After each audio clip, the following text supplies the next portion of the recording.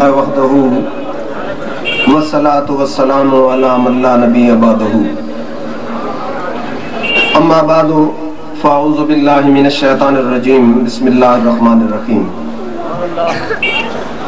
فإن آمنوا بمثل ما آمنتم به فقد اهتدوا صدق اللہ مولانا العظیم۔ شمع رسالت کے پروانوں، جمال مصطفیٰ کے دیوانوں، عشق مصطفیٰ کے شیدائیوں، عظمت مصطفیٰ کے علمبرداروں، آج کے اس نازک دور میں امت مسلمہ پریشان ہے۔ ایک سادہ لو آدمی ہر وقت یہ سوچ رہا ہے کہ اس فرقہ بندی کے دور میں ہر مسجد سے قرآن کی آواز آتی ہے، حدیث بھی پڑھی جا رہی ہے، ہر عالم یہ کہتا ہے کہ میں راہ حق پر ہوں۔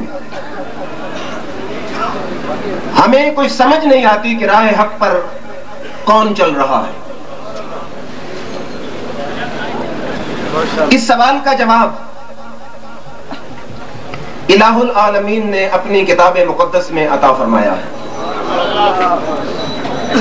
فرمایا فَإِنْ آمَنُوا بِمِثْلِ مَا آمَنْتُمْ بِهِ فَقَدْ اهْتَدَوْا۔ فرمایا اگر وہ میرے محبوب کے صحابہ کے انداز میں ایمان لائیں تو وہ ہدایت پا جائیں گے۔ میرے رب نے صحابہ کے ایمان اور صحابہ کے عقیدے کو بطور معیار، بطور ماڈل، بطور نمونہ دنیا کے سامنے پیش فرمایا ہے۔ اب صحابہ کون ہیں؟ میرے آقا نے فرمایا ان اللہ اختارنی واختار لی اصحابی۔ فرمایا میرے رب نے مجھے اپنے لیے چن لیا ہے، میرے صحابہ کو میرے لیے چن لیا ہے۔ تو گویا ابو بکر میرے رب کا انتخاب ہے، عمر بھی میرے رب کا انتخاب ہے، علی بھی میرے رب کا انتخاب ہے، عثمان بھی میرے رب کا انتخاب ہے، طلحہ بھی میرے رب کا انتخاب ہے، سعد بھی میرے رب کا انتخاب ہے، امیر معاویہ بھی رب کا انتخاب ہے۔ پھر دوسری حدیث ہے میرے آقا کی، فرمایا احب اللہ لما یغزوکم، فرمایا اللہ سے محبت کرو کیونکہ وہ تمہارا خالق ہے۔ فرمایا واحبونی لحب اللہ، فرمایا مجھ سے اس لیے محبت کرو کہ میں تمہارے رب کا محبوب ہوں۔ فرمایا احب اللہ لما یغزوکم واحبونی لحب اللہ واحبو اہل بیتی لحبی، فرمایا میری اہل بیت سے محبت کرو میری محبت کی وجہ سے۔ فرمایا اللہ اللہ فی اصحابی لا تتخذوہم غرضا من بعدی، فرمایا میرے صحابہ کے متعلق دل میں خوف خدا رکھنا، ان کو تنقید کا نشانہ نہ بنانا۔ من احبہم فبحبی احبہم ومن ابغضہم فببغضی ابغضہم، جنہوں نے ان سے محبت کی وہ میری وجہ سے محبت کرے گا، جنہوں نے ان سے بغض رکھا وہ زو سمجھے محمد مصطفیٰ سے بغض رکھ رہا ہوں۔ اب میرے رب نے بطور ماڈل، بطور نمونہ، بطور معیار صحابہ کرام کی ذات کو پیش کر دیا۔ اب صحابہ کا ایمان اور عقیدہ ہے کیا؟ آج کے اس اجتماع میں آپ نے غور یہ کرنا ہے کہ میرا رب فرماتا ہے ایمان وہ قبول ہے جو صحابہ کے انداز میں ہو۔ اب اس دنیا میں اور خصوصاً قائد آباد میں 2 کیمپ لگے ہوئے ہیں، آپ نے دیکھنا ہے کہ کس کیمپ کا رستہ مدینہ کی طرف جاتا ہے۔ حدیث پڑھ رہا ہوں بخاری سے، 100% ذمہ داری سے عرض کر رہا ہوں۔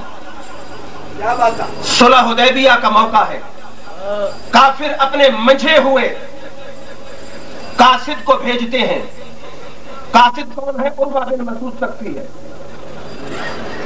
بہت بڑا آدمی ہے. قرآن کہتا ہے کہ کافروں نے کہا لولا نزل القرآن علی رجل من قریتین عظیم، کہ اللہ نے اگر قرآن نازل کرنا تھا تو 2 عظیم آدمیوں پہ نازل کرتا. ان عظیم میں ایک عروہ بن مسعود بھی تھا. لیکن قربان جاؤں عظمت مصطفیٰ پر کہ کافر جس کو بڑا سمجھتے تھے وہ میرے آقا کی بڑائی کا قائل ہو گیا. کافر جس کو بڑائی کا امیدوار سمجھتے تھے وہ میرے آقا کی غلامی کا امیدوار بن گیا. آتا ہے کئی دن میرے آقا کے دربار کا مشاہدہ کرتا ہے، انالیسس کرتا ہے، مشاہدہ کرتا ہے، تجربہ کرتا ہے، دیکھتا ہے کہ یہ غلامان مصطفیٰ نبی کو اپنے جیسا سمجھتے ہیں یا ان جیسا کائنات میں کسی کو بھی نہیں سمجھتے. تجربہ کر کے، مشاہدہ کر کے، غور کر کے، فکر کر کے، توجہ کر کے، منظر دیکھ کر کافروں کے پاس جاتا ہے. اب سارے کافر منتظر ہیں کہ عروہ دربار مصطفیٰ سے کیا پیغام لے کے آیا ہے. کہتا ہے وفدت علی الملوک، اے کافروں کی جماعت میں بادشاہوں کے درباروں میں گیا ہوں. وفدت علی القیصر والکسرا والنجاشی واللہ ان رأیت ملکا یعظم اصحابہ ما یعظم اصحاب محمد محمدا. کہتا ہے کافروں کی جماعت میں نے قیصر روم کی بارگاہ بھی دیکھی، کسرا شاہ ایران کا دربار بھی دیکھا، نجاشی شاہ حبشہ کی بارگاہ بھی دیکھی، پر اللہ کی قسم جو ادب دربار مصطفیٰ میں دیکھا ہے دنیا میں کہیں دیکھا ہی نہیں ہے.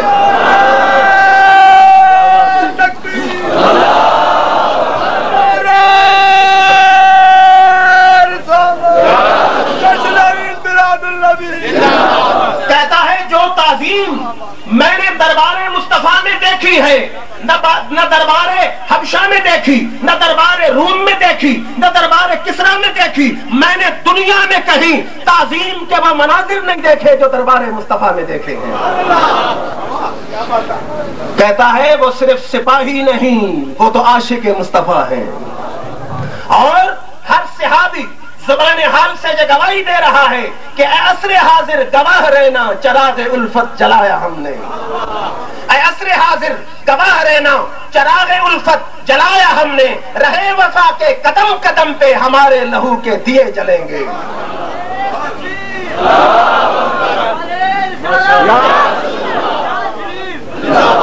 انہوں نے کہا ذرا بتا تو نے دربار مصطفیٰ میں کیا دیکھا؟ حضور سنیو، ذرا دل کے کان کھول کے بیٹھو. یہ روایت کرنے والا قائدآباد کی مسجد کا بریلوی نہیں، روایت کرنے والا صدیق اکبر نہیں بلکہ بدترین دشمن مصطفیٰ ہے. کہتا کیا ہے؟ کہتا ہے واللہ ان تنخم نخامتا الا وقعت فی کف رجل تلک بہا وجہہ وجلدہ. کہتا ہے اللہ کی قسم جب یہ نبی تھوک پھینکتا ہے صحابہ اپنے ہاتھوں پہ لے کے چہروں پہ مل لیتے ہیں. کہتا واللہ ان تنخم نخامتا الا وقعت فی کف رجل، یہاں حسر ہے. کہتا ہے کبھی بھی میں نے نہیں دیکھا کہ نبی نے تھوک پھینکی ہو زمین پہ گئی ہو. جب بھی تھوک پھینکتا ہے صحابہ ہاتھوں پہ اٹھا کے چہروں پہ مل لیتے ہیں. اور کرتے کیا ہے؟ تھوک کو چہروں پہ مل لیتے ہیں. اب ذرا رکیے یہاں. اب صحابہ کا عقیدہ کیا ہے؟ کہ نبی ہماری مثل ہے، نبی ہمارے جیسا بشر ہے، نبی گاؤں کا چودھری اور شہر کا نمبردار ہے. اگر یہ عقیدہ ہوتا تو کبھی بھی صحابہ نبی کی تھوک کو چہرے پہ نہ ملتے. صحابہ کا نظریہ یہ تھا کہ یہ نبی بے نظیر بے مثل و مثال ہے، یہ ہمارا جیسا بشر نہیں، یہ تو رب کا یار ہے. اور اس کی تھوک کوئی معمولی تھوک نہیں، یہ مشکل کشا بھی ہے، حاجت روا بھی ہے، یہ بیماریوں کی شفا بھی ہے. انہوں نے کہا ذرا کچھ اور بتاؤ. کہتا قادو یتقلون علی وضوئہ.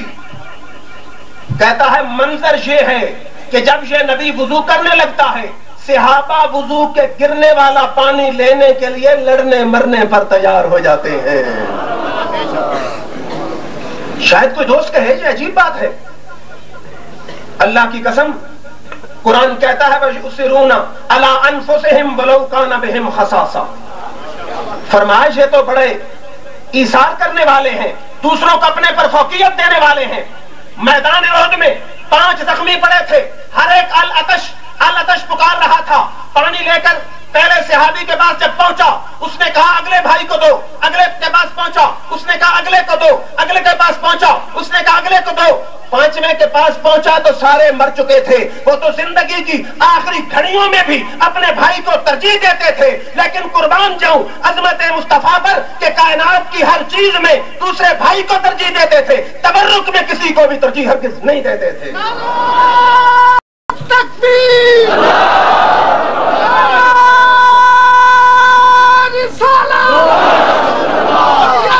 مرشدی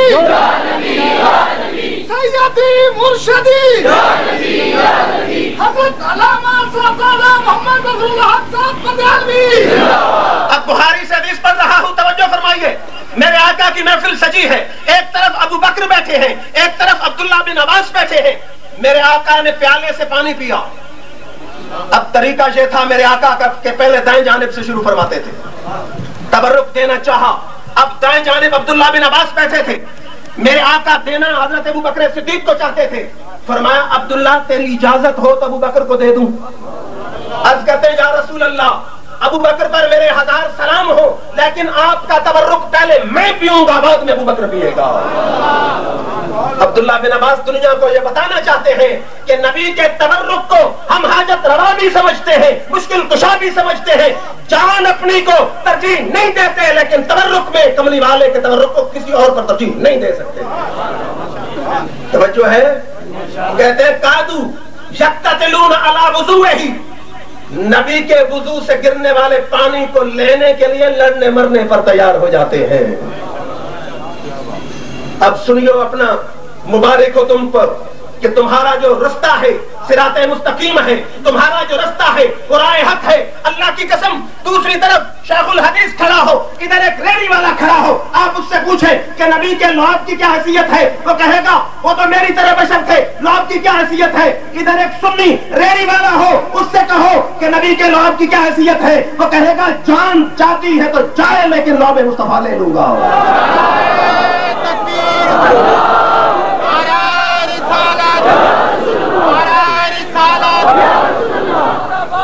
ارے یہ صلح حدیبیہ والے صحابی کون ہیں؟ یہ کوئی مکہ کے بدو نہیں, یہ ابو بکر ہیں, عمر ہیں, عثمان ہیں, علی ہیں, جن کے متعلق قرآن کہتا ہے لقد رضی اللہ عنہم لقد رضی اللہ عن المؤمنین اذ یبایعونک تحت الشجرہ. پیارے جب صحابہ تیری بیعت کر رہے تھے میں رب ان سے راضی ہو رہا تھا. فرمایا ان الذین یبایعونک یبایعون اللہ. پیارے جب صحابہ تیری بیعت کر رہے تھے وہ ظاہراً تیری بیعت تھی, حقیقت میں میری بیعت تھی. پنجابی شاعر نے قلم توڑا کہ تیرا ہاتھ رب اپنا ہاتھ آکھے, تیرا ہاتھ رب اپنا ہاتھ آکھے, وہ کافر جیڑا وقت آکھے. 2 باتیں آ گئی. کہتا ہے اذا امرہم ابتدروا امرہ, جب یہ نبی حکم دیتا ہے, یہ صحابہ چوری والے مجنو نہیں, صرف نام کے غلام نہیں, بلکہ حکم ایک کو دیتا ہے, دوڑ سارے صحابہ پڑھتے ہیں. کہتا ہے اذا تکلم خفضوا اصواتہم, جب یہ نبی کلام کرتا ہے صحابہ اپنی آوازوں کو پست کر لیتے ہیں. کہتا ہے فلا یحدون النظر الیہم تعظیما لہ, صحابہ تو آنکھ بھر کے چہرے کی طرف دیکھتے ہی نہیں کہ کہیں گستاخی نہ ہو جائے. 5 باتیں بیان کرنے والا کافر ہے. کیا باتیں ہیں؟ کہ جب نبی یہ تھوک پھینکتا ہے صحابہ چہرے پہ مل لیتے ہیں, وضو کے گرنے والا پانی زمین پہ نہیں جانے دیتے, چہروں پہ مل لیتے ہیں. جب نبی حکم دیتا ہے سب دوڑ پڑتے ہیں, جب نبی کلام کرتا ہے آوازوں کو پست کر دیتے ہیں. یہ اتنے عاشق ہیں کہ نظر اٹھا کے نبی کے چہرے کو تکتے بھی نہیں ہیں. اب قید آباد اور گرد و نواح کے پڑھے لکھے دوست غیور سنیو, میرا سوال ہے کہ نبی کے دربار کا مشاہدہ جب کافر نے کیا اس نے 5 باتیں عشق رسول کے حوالے سے بیان کی. حالانکہ دربار مصطفیٰ میں باتیں تو اور بھی تھیں. وہ یہ بھی کہہ سکتا تھا کہ صحابہ نماز بڑی ذوق سے پڑھتے ہیں, اللہ کا ذکر کرتے ہیں, خوف خدا رکھتے ہیں, آپس میں محبت ہے, متقی ہیں. لیکن وہ کہتا کافروں یہ ساری باتیں تو ان کی ذات کے ساتھ ہیں, میں وہ قوت بتانا چاہتا ہوں جس سے صحابہ ناقابل تسخیر بن گئے ہیں. حضور سنیو, آج سے 1500 سال پہلے اگر کافر ڈرا تھا تو عشق مصطفیٰ کی قوت سے ڈرا تھا, آج بھی کافر ڈرے گا تو عشق رسول سے ڈرے گا. پھر دوسری حدیث مسلم سے پڑھ رہا ہوں. کان رسول اللہ صلی اللہ علیہ وسلم یلبسها كانت عند عائشة فلما قبضت قبضتها نحن نغسلها للمرضى نستشفي بها. سنو صحابہ کا عقیدہ سنو, صحابہ کا ایمان سنو.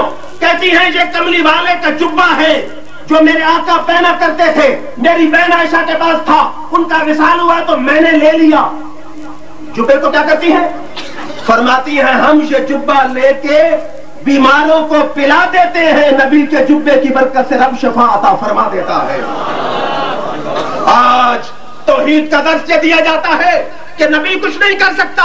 صحابہ کا درس یہ ہے کہ نبی کا مقام تو بلند ہے, نبی کے جسم سے جو جبہ لگ جاتا ہے وہ حاجت روا بھی ہے, مشکل کشا بھی ہے.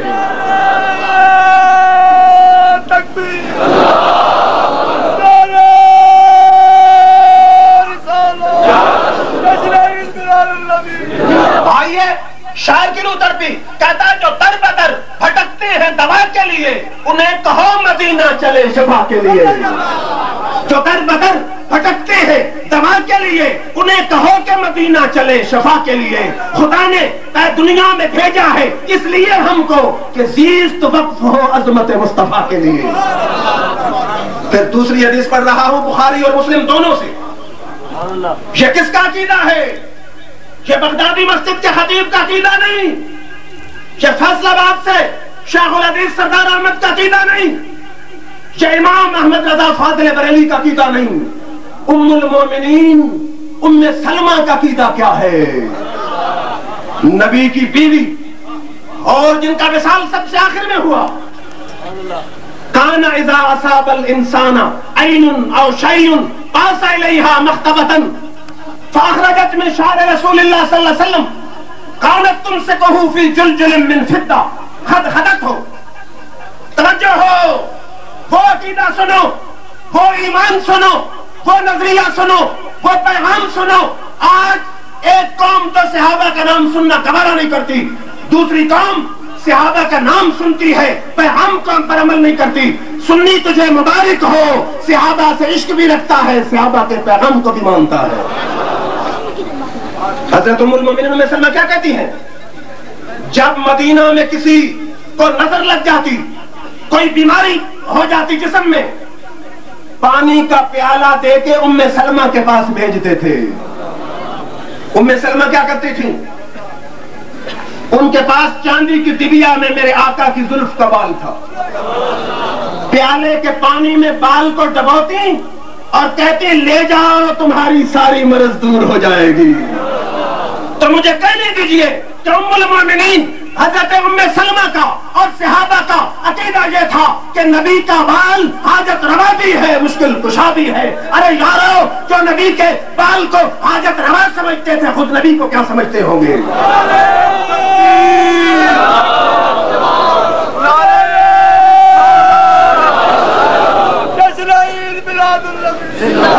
جو در بدر بھٹکتے ہیں دوا کے لیے انہیں کہو کہ مدینہ چلے شفا کے لیے. خدا نے دنیا میں بھیجا ہے اس لیے ہم کو کہ زیست وقف ہو عظمت مصطفیٰ کے لیے. اب اٹھاؤ تفسیر کبیر, اٹھاؤ طبرانی کی معجم کبیر, اٹھاؤ مجمع الزوائد. حضرت خالد بن ولید کا عقیدہ کیا ہے؟ جنگ یرموک لگی ہے, ٹوپی خالد کی گم ہوئی, فرمایا اطلبوها, میری ٹوپی ڈھونڈو. صحابہ نے ٹوپی ڈھونڈنی شروع کی, نہ ملی, فرمایا اطلبوها, دوبارہ ڈھونڈو. دوبارہ ٹوپی ڈھونڈی گئی, ٹوپی مل گئی, وہ تو کپڑے کی عام ٹوپی تھی. صحابہ نے کہا خالد تو کیسا جرنیل ہے، یہ تو کپڑے کی پھٹی پرانی ٹوپی ہے، نہ یہ خوبصورت ہے، نہ یہ قیمتی ہے، نہ یہ خود ہے، تو نے کیا کیا؟ کہتا ہے تمہیں پتہ ہی نہیں میری فتح کا راز اسی ٹوپی میں ہے. پوچھا کیا بات کیا ہے؟ کہتا ہے میرے آقا نے عمرہ کیا، بال مبارک منڈوائے، کسی نے دائیں طرف کے بال لیے، کسی نے بائیں طرف کے بال لے لیے. کہتا سبقتھا بالناسیہ، میں نے آقا کے سامنے کے بال لیے، فجعلتھا فی ھذہ القرنسوہ، میں نے بال اس ٹوپی میں رکھ لیے. میرا عقیدہ یہ ہے جب تک ٹوپی میرے سر پہ رہتی ہے فتح میرے قدم چومتی رہتی ہے.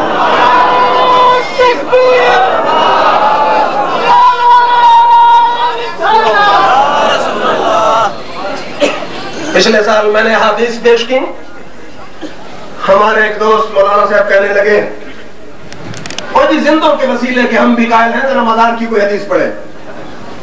اب آئیے مزار پہ بھی حدیث پڑھ دیتا ہوں. حدیث ہے تفسیر ابن کثیر میں، حدیث ہے تفسیر مدارک میں، حدیث ہے تفسیر قرطبی میں، حدیث ہے مولانا اشرف علی صاحب تھانوی کی نشر الطیب میں کہ میرے آقا کے وصال کو 3 دن گزر گئے، ایک عربی آ گیا. حدیث کے راوی مولانا حنیف نہیں، حدیث کے راوی علی شیر خدا ہے. عربی آیا، قبر انور کی مٹی اٹھا کے سر پہ ڈالتا ہے اور کہتا ہے یا رسول اللہ صلی اللہ علیہ وسلم، قرآن میں اللہ نے کہا ہے وَلَوْ أَنَّهُمْ إِذْ ظَلَمُوا أَنفُسَهُمْ جَاءُوكَ کہ نفسوں پہ ظلم کر بیٹھو، میرے یار کی بارگاہ میں آ جاؤ، میں غلطی کر بیٹھا ہوں، آپ کی بارگاہ میں آ گیا ہوں. ہم چشتی ذوق رکھتے ہیں سوری صاحب، مجھے اشعار کا بھی ذوق ہے. میرا ایمان یہ کہتا ہے کہ عربی قبر انور کی مٹی جب ڈالتا ہوگا تو اردو میں کہنے کے طور پر کہتا ہوگا تیرے قدموں میں آنا میرا کام تھا، میری بگڑی بنانا تیرا کام ہے.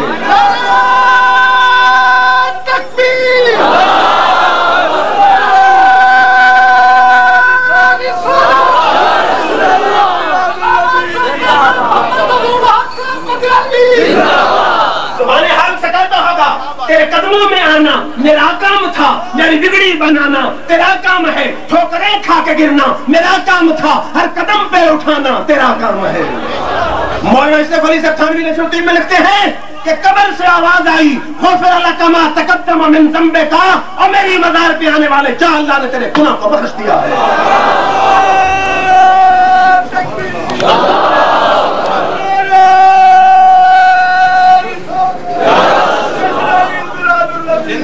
تو تم حدیث پر آتے ہو، آؤ میں قرآن پڑھ دیتا ہوں. موسیٰ علیہ السلام کا دور ہے، امت نے بچھڑے کی پرستش کی، موسیٰ علیہ السلام واپس آئے، رب کی ناراضگی آئی، موسیٰ علیہ السلام نے قوم کو ڈانٹا. قوم نے کہا پیارے موسیٰ ہم توبہ کرنا چاہتے ہیں، رب سے توبہ قبول کرائیے. موسیٰ علیہ السلام نے عرض کی یا اللہ قوم توبہ کرنا چاہتی ہے. رب نے فرمایا تلواریں لے ایک دوسرے کو قتل کریں، جب ہم چاہیں گے کہیں گے توبہ قبول ہے. مفسرین لکھتے ہیں کہ جب 12,000 مارے گئے میرے رب نے کہا اب توبہ قبول ہے. یہ تو امت تھی کلیم اللہ کی، باری آ گئی محمد حبیب اللہ کی. میرے آقا نے فرمایا یا اللہ موسیٰ علیہ السلام کی امت کی توبہ تو وہ تھی کہ ایک دوسرے کو قتل کیا، میری گناہگار امت کی توبہ کیا ہے؟ فرمایا پیارے وہ کلیم ہے، تو حبیب ہے. کلیم وہ ہے جو میری رضا چاہتا ہے، حبیب وہ ہوتا ہے جس کی رضا خود خدا چاہتا ہے. پیارے تیری امت کی توبہ میں ہم وہ اصول نہیں اپنائیں گے. کیوں؟ تیری امت کا چہرہ بعد میں ہمیں نظر آئے گا، تیری کالی کملی پہلے نظر آئے گی. فرما وَلَوْ أَنَّهُمْ إِذْ ظَلَمُوا أَنفُسَهُمْ جَاءُوكَ فَاسْتَغْفَرُوا اللَّهَ وَاسْتَغْفَرَ لَهُمُ الرَّسُولُ لَوَجَدُوا اللَّهَ تَوَّابًا رَحِيمًا. فرما پیارے اگر تیرا امتی غلطی کر بیٹھے، نہ لاہور جائے، نہ اسلام آباد جائے، نہ وائٹ ہاؤس جائے، تیرے قدموں میں آ جائے اور بندہ معافی مانگے اور تو سفارش بھی کرے، فرمایا لَوَجَدُوا اللَّهَ تَوَّابًا رَحِيمًا، ضرور بھی ضرور خدا بندے کی توبہ کو قبول کر لے گا. اب در مصطفیٰ سنی علماء نے نہیں سکھایا، در مصطفیٰ پہ جانا خود رب نے سکھایا ہے. ہائے ہائے شاعر نے قلم توڑ دیا، کہتا ہے مجرم ہو تم اشک سے دھوتے ہوئے آؤ، مجرم ہو تو منہ اشک سے دھوتے ہوئے آؤ، اللہ کے دربار میں روتے ہوئے آؤ، قرآن میں مذکور ہے توبہ کا طریقہ، آؤ تو تیرے یار سے ہوتے ہوئے آؤ۔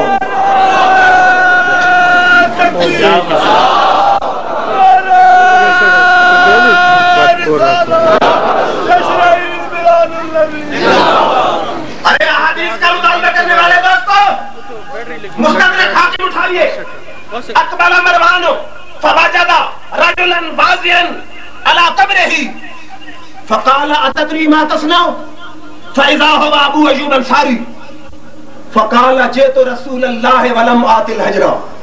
مروان گورنر آیا تو آقا کی مزار انور پر ایک آدمی سر رکھ کے پڑا تھا، اس نے یہاں سے پکڑا اور کہا تجھے بتا کیا کر رہے ہو؟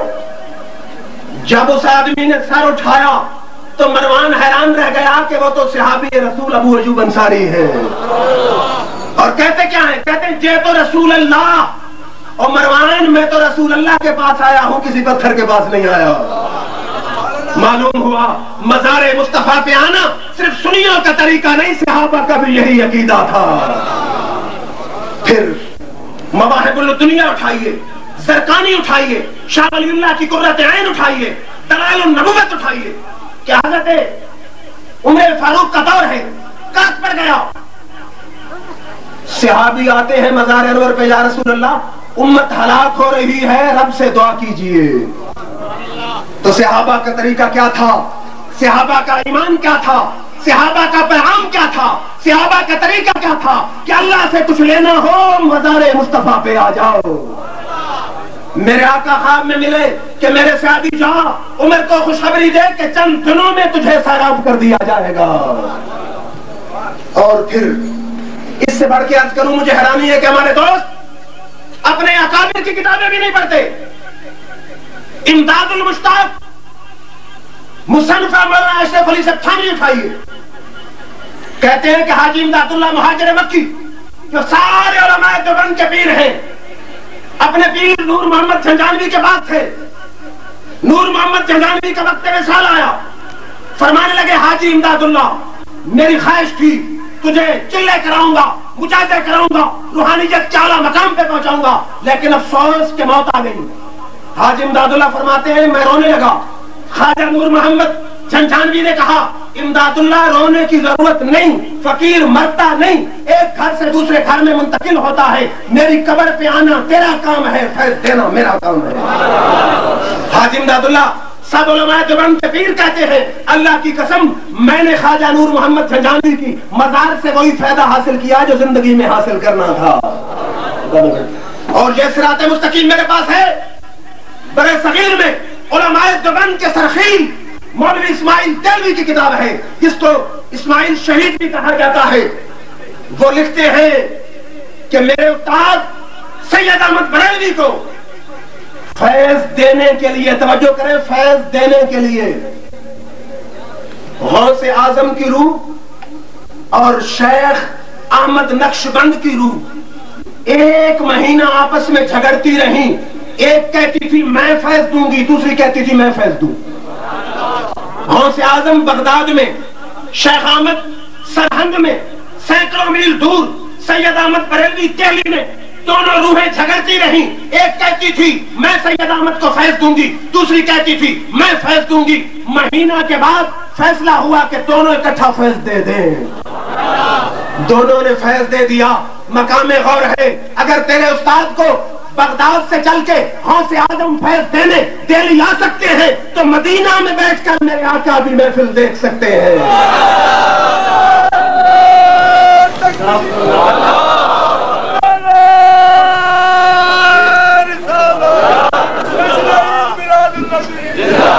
یہ سوانح قاسمی ہے، مولانا محمد قاسم نانوتوی کی سوانح، لکھنے والے ہیں مناظر حسن گیلانی، کہتے ہیں فوت شدہ بزرگوں کی روحوں سے استمداد حاصل کرنے کے معاملے میں جو عقیدہ اہل سنت کا ہے وہی عقیدہ علماء دیوبند کا ہے۔ معلوم یہ ہوتا ہے کل تک سب کا عقیدہ ایک تھا، سارے قبول کے فیض کے قائل تھے، سب قبول انبیاء کے فیض کے بھی قائل تھے، قبول اولیاء کے فیض کے بھی قائل تھے۔ یہ اختلاف تو کل کی پیداوار ہے۔ اور پھر قرآن کہتا ہے فَإِنْ آمَنُوا بِمِثْلِ مَا آمَنْتُمْ بِهِ فَقَدْ اهْتَدَوْا، فرمائے کامیاب تب ہوگے جب صحابہ کے انداز میں ایمان لاؤ۔ صحابہ کا انداز کیا ہے کہ تن من دھن کملی والے کے قدموں پہ قربان کرنے کے لیے تیار ہے۔ جنگ بدر کے لیے میرے آقا نے صحابہ کو بنایا کہ صحابہ کافر لڑنا چاہتے ہیں، اب کیا خیال ہے؟ مہاجرین کی طرف توجہ کی تو حضرت مقداد اٹھے، کہتے ہیں لا نقول کما قال قوم موسیٰ اذهب انت وربک فقاتلا ولكننا نقاتل عن يمينك وعن شمالك وبين يديك وخلفك۔ مقداد کہتے ہیں یا رسول اللہ ہم قوم موسیٰ کی طرح نہیں کہیں گے کہ تو اور تیرا رب لڑے، اللہ کی قسم ہم آپ کے دائیں بھی لڑیں گے، بائیں بھی لڑیں گے، سامنے بھی لڑیں گے اور پیچھے بھی لڑیں گے، دنیا کو بتا دیں گے کہ غلام مصطفیٰ ہے۔ اور رفیق جالندری کی روح تڑپی، کہتا اٹھے مقداد اٹھ کے عرض کی اے سرور عالم، اٹھے مقداد اٹھ کے عرض کی اے سرور عالم، نہیں ہے قوم موسیٰ کی طرح کہہ دینے والے۔ کافروں نے میدان میں کھڑا کیا، سارے کافر اکٹھے ہو گئے۔ توجہ فرمائیں، کافروں نے کہا اتحب ان محمدا الان عندنا ونضرب عنقه وانك جالس في اهلك۔ انہوں نے کہا زید تجھے خدا کی قسم دے کے کہتے ہیں ایک بات صحیح بتانا۔ انہوں نے پوچھا بات کیا ہے؟ کہ آج تیرا کیا خیال ہے کہ تیری جگہ یا محمد ہوتے ہم ان کا سر قلم کرتے تو گھر میں بیٹھا ہوتا، کیا خیال ہے؟ یہ کیسی بات ہے؟ لیکن غلام مصطفیٰ کی بات غور سے سن، کہتا واللہ ما احب ان محمدا فی مکانہ الذی هو فیہ تصیبہ شوکۃ وانا جالس فی اہلی۔ کہتا ہے تم تو گردن کٹانا کہتے ہو، اللہ کی قسم مجھے تو یہ بھی گوارا نہیں کہ کملی والے کے قدم میں کوئی کانٹا چبھ جائے۔ شاعر نے قلم توڑ دیا، کہتا ہری ہے شاخ تمنا ابھی جلی تو نہیں، ہری ہے شاخ تمنا ابھی جلی تو نہیں، جفا کی تیغ سے گردن وفا شیاروں کی کٹی ہے۔ بدر کے بعد کی کہا میری آخری گھڑیاں ہیں، ذرا کملی والے آقا کو میرا سلام پہنچا دیں۔ ہائے پنجابی شاعر کی روح تڑپی، کہتا ہے وہ زبان حال سے کہتا ہے دو گھڑیاں رک جا تقدیرے میں لگیاں توڑ نبھا لین دے، دو گھڑیاں رک جا تقدیرے میں لگیاں توڑ نبھا لین دے، خود جان حوالے کر دے ساں ذرا جان دمالے کا لین دے۔ نعرہ تکبیر، نعرہ رسالت، نعرہ رسالت، شان مصطفیٰ۔ دو گھڑیاں رک جا تقدیرے میں لگیاں توڑ نبھا لین دے، خود جان حوالے کر دے ساں ذرا جان دمالے کا لین دے۔ ہو چلی ختم اسیری ہے میرے سونے جھات اخیری ہے، ذرا رک جانی سونے دو گھڑیاں اکھیاں نو پیاس بجھا لین دے۔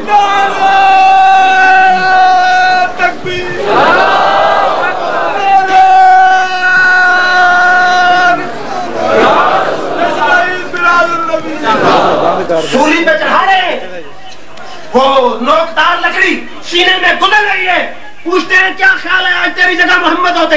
وہ کہتے ہیں اللہ کی قسم مجھے تو یہ بھی گوارا نہیں کہ کملی والے کے پاؤں میں کانٹا چبھے اور مجھے چھوڑ دیا جائے، تم سولی پہ چلنا کہتے ہو۔ شاعر نے کیا مزے کی بات کی ہے کہ شراب عشق احمد میں کچھ ایسی کیف و مستی ہے، شراب عشق احمد میں کچھ ایسی کیف و مستی ہے کہ جان دے کے بھی ایک دو بوند مل جائے تو سستی ہے۔ شراب عشق احمد میں کچھ ایسی کیف و مستی ہے کہ جان دے کے بھی ایک دو بوند مل جائے تو سستی ہے۔ انہی الفاظ پہ اجازت میں شکریہ ادا کرتا ہوں ورچہ کلاتھ ہاؤس والوں کا کہ جنہوں نے بڑی محبت سے اسٹیج کو ستایا سجایا۔ اللہ تعالیٰ سے گزارش ہے کہ سب کی حاضری کو قبول فرمائے۔ سکون کے ساتھ اگلے اسٹیج کی طرف روایت وہاں ہوں، وہاں پر حضرت علامہ رادا انوار الرسم کاشف گیلانی استانِ عالیہ ورچہ شریف خطاب فرمائیں گے اور تذکر و احتشام کے ساتھ جلوس میں شامل رہا کریں۔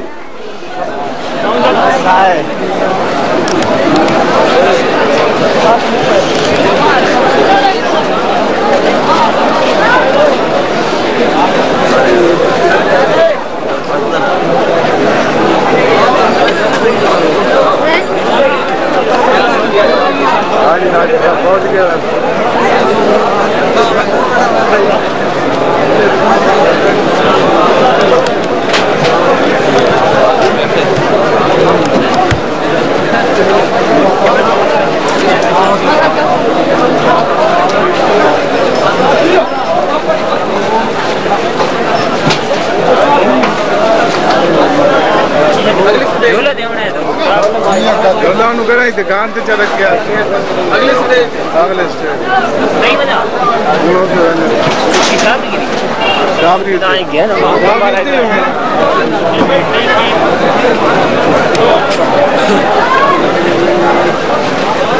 میں لڑائی رکھے لے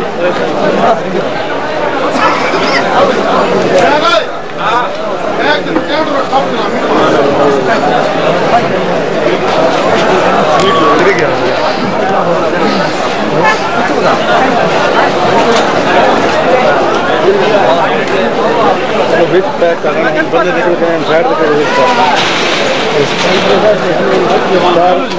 تو اتنے کر شروع تھی